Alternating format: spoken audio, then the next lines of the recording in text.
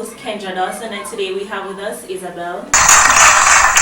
Hello everyone, I'm Isabel White and I'm 25 years old and I experienced being cyberbullied as a teen.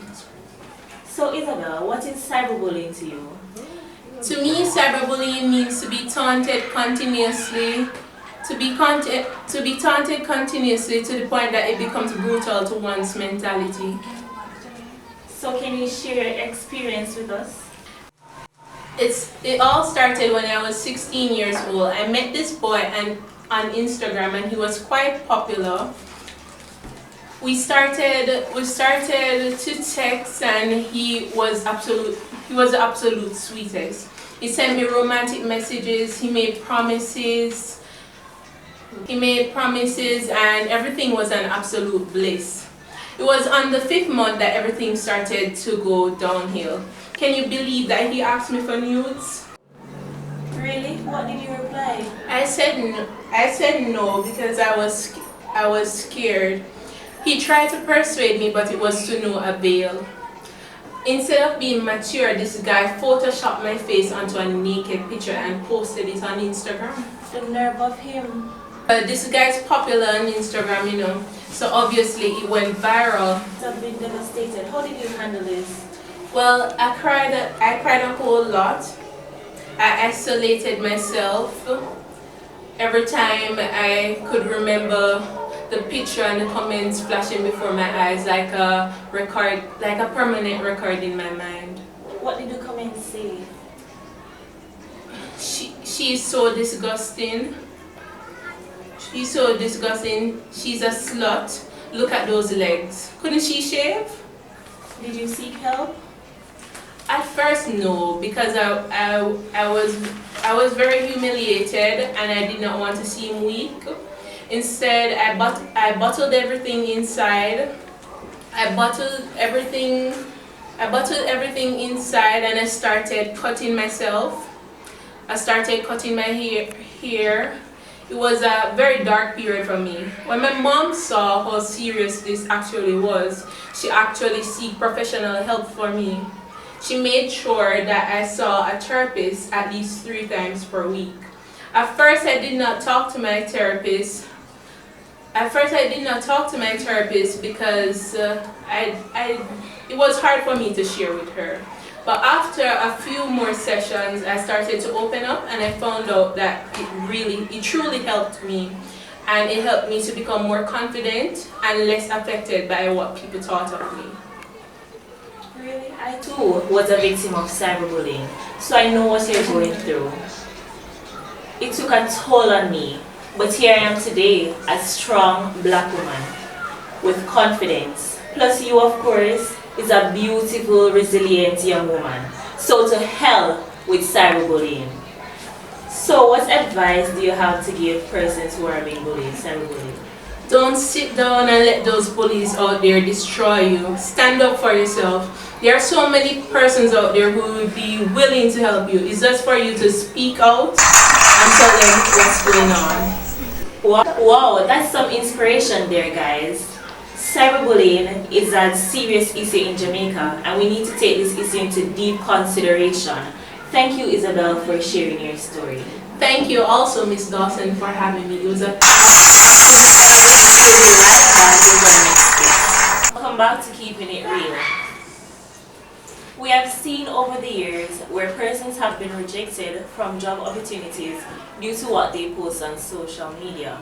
Today we have with us John Doe, who will be sharing a little more with us. Digital footprint is made up of things that we share online. I would like to see it as a portrait of things that we share online. It can be sourced out by law enforcement offices, schools and universities. So it is important to note what we share online because it can be used to haunt us. It's not hard to be honest. Firstly, we must always think twice about what we post. Secondly, we should always remember our privacy settings to always block images, certain explicit images. And lastly, the web is an open area, so anything is possible. That's some good pointers. People often think that when they post something and delete it, it's gone. What do you have to say about that? Well, truly, digital data is not really deleted. Persons often think that and they're often mistaken. For instance, you might be going for an interview and because of what you posted many years ago that you thought you deleted, it came back to haunt you in the future and hence you will not be able to get the job that you need. Victims of digital footprints are oftentimes turned away or mistreated. What do you have to say to the children? Well, nowadays children are always posting things that they think are good, but truly they don't think twice before they post it. In the future, they will realize how dangerous it is. This information will always trace you back. And don't think that because you deleted it or your life spellings was it will affect you.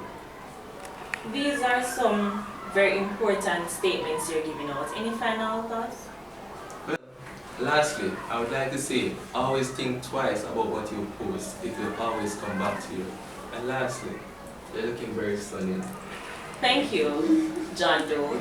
Those are some very good words. And we'd like to have you back. I'm your host, Kendra Dawson. Thank you for watching Keeping It Real, and we'll be back on Friday.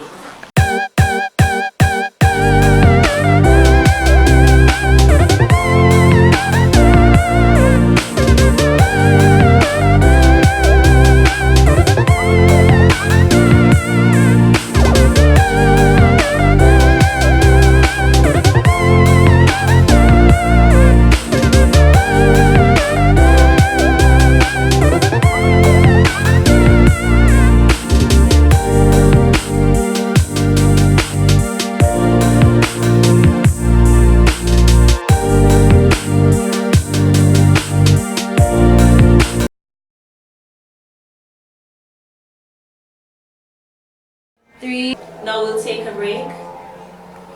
No, we're supposed to say something else right this up. This is Keeping It Real, and you know we always keep it real. No, we don't do that yet. Let us say It promises. let's continue. He made promises and everything. No, because I was very scared and I did not want him to But have tell new us, pictures. Tom. What a show. One. Welcome back to Keeping It Real. We have seen over the years where persons have been rejected from job opportunities due to what they post on social media. Today we have with us John Doe, who will be sharing a little more with us. We'll be sharing a little more on that.